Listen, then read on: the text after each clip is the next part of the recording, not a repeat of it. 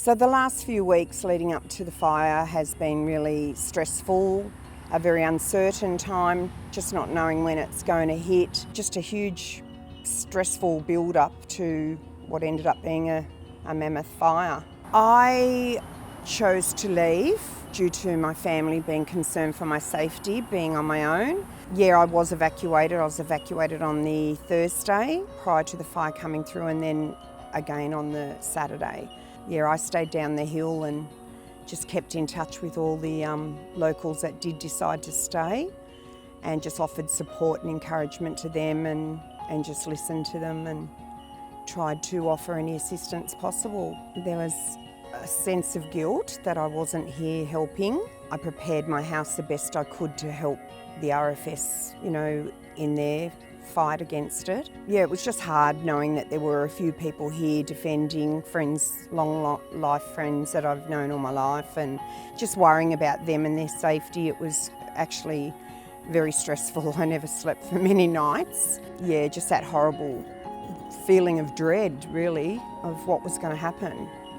Due to feeling so helpless, being down the hill, we decided to set up a group chat page so that we could keep monitoring what was happening on the ground around our properties. And it was very helpful because we were all informed minute by minute of what was happening, although very scary at the same time. When the fire front came through, it was a terrifying experience because we were getting, word-to-word description from our neighbours and our friends. So I was able to just encourage them and support them via the group page.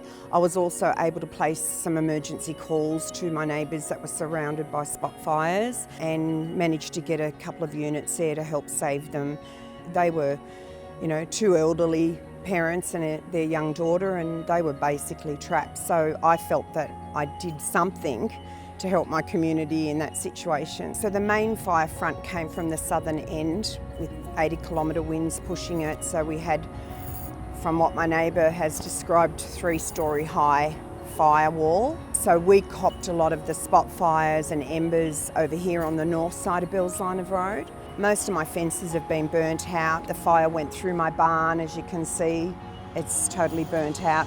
Yeah, so it got about 2 metres off my house from the fence line, and lucky for me, my neighbour stayed across the road defending his property, and he could see that the fire was approaching the house. So he managed to run over and kick the fence down and put the fire out before it reached the house. So I was very, very fortunate, unlike some others, yeah.